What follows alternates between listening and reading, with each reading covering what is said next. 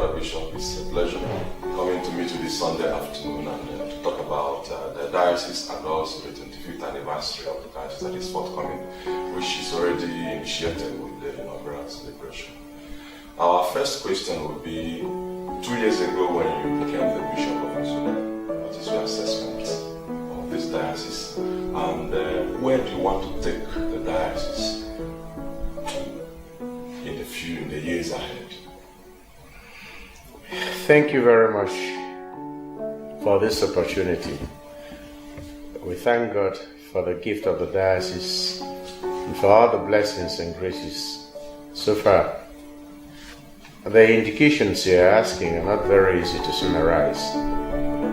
When I became bishop 2 years ago, I met a diocese on the move, a very dynamic church in all the segments of life. I met an enthusiastic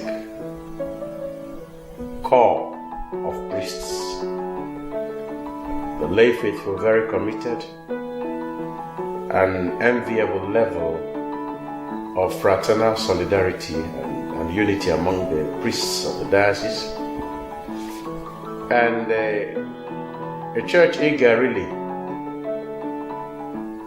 to let the word of God be established among our people.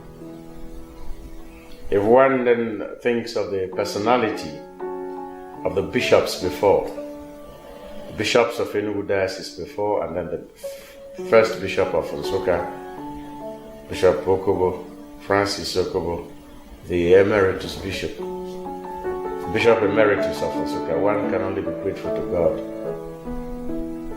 I met a church where we had doctrinal purity and pastoral discipline, and a fast-growing church that within 23 years had moved from being a church of a few parishes and a few priests to a church of over 100 parishes and priests also who are even fidei donum priests on mission in other dioceses. And very often people ask me to take it easy. I tell them, if judging from the tempo of the things I met in the diocese, it would be unfair to the system to take it easy because I'm not even able, I feel myself unable to meet up the tempo, let alone slowing down the pace. So I thank God for what I found in the diocese. Bishop Okobo's Episcopal motto was, "Stand, let us go forth. Let's move from here." So one can understand this movement. He wasn't a man who would just want to mark time anywhere. And without even reference to his own motto, I chose, we want to see Jesus. So you have asked me, where do I want to take the diocese to encounter Christ? As diocese and as individuals. Because I see whatever we are doing as geared towards our personal encounter with Christ.